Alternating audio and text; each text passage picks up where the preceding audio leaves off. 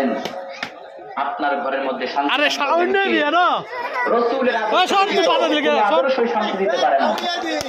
কত আদর্শের কথা আমরা শুনলাম, আব্রাহাম লিঙ্কনের আদর্শ দেখলাম, মাও সেতুর আদর্শ দেখলাম, কার্ল মার্ক্সের আদর্শ দেখলাম, যত আদর্শ দুনিয়াতে আমরা দেখলাম সব আদর্শ নাপাক, একমাত্র মদিনার নবীর আদর্শই হলো পবিত্র।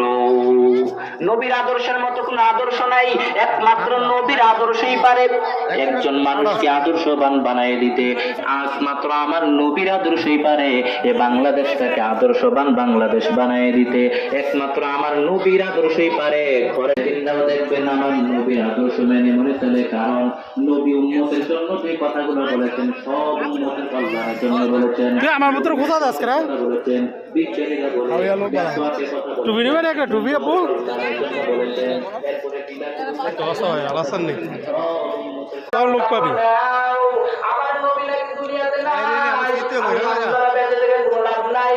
ওই নবী যদি না থাকে আমি হামজা বেঁচে থেকে কোনো লাভ নাই। তো বুঝাইছে স্বামী আমার আপনার উপরে তো গোসল ফরজ হয়ে গেল, অতএব আপনি ফরজ গোসলটা করে নেন, কোনো সমস্যা নাই। সিঁড়ি টিড়ি করলো না, কিছু করলো না। আপনার নবী ডাক দিয়ে বলেন, ও সাহাবায়ে কেরাম যারা উহুদের ময়দানে শাহাদাত বরণ করেছে সব শহীদদেরকে বিনা গোসলে দাফনের ব্যবস্থা করে দাও। সব শহীদদেরকে যারা উহুদের ময়দানে শাহাদাত বরণ করেছে সব শহীদদেরকে যদিও আপনি বিনা গোসলে কবর দিবেন, কিন্তু এই লাশগুলোর মধ্যে একটা লাশ আছে যার নাম হলো হামজালা। ও নবী সবাইকে যদিও আপনি বিনা গোসলে কবর দিবেন, কিন্তু হামজালা নামের মানুষটার বিনা গোসলে দাফন করা যাবে না। ও নবী আমি হামজালার বিবি, হামজালার উপরে গোসল ফরজ হয়ে গেছে। ও নবী ফরজ গোসল না করে আপনার মহব্বতে আল্লাহর দ্বীন আল্লাহর জমিনে প্রতিষ্ঠা করার জন্য উহুদের ময়দানে যুদ্ধ করে করে শাহাদাত বরণ করলো। ও নবী যারা উহুদের ময়দানে শাহাদাত বরণ করেছে সব শহীদদেরকে যদিও বিনা গোসলে কবর দিবেন, কিন্তু হামজালাকে বিনা গোসলে দাফন করা যাবে না। আল্লাহর নবী ডাক দিয়ে বললেন, সাহাবায়ে কেরাম দেখো হামজালার লাশটা খুঁজে বের করে নিয়ে আসো, উহুদের ময়দান থেকে খুঁজে বের করে নিয়ে আসো। সাহাবায়ে কেরাম চলে গেলেন, উহুদের ময়দান খুঁজলেন, কিন্তু কোথাও হামজালার লাশ পাওয়া যায় নাই।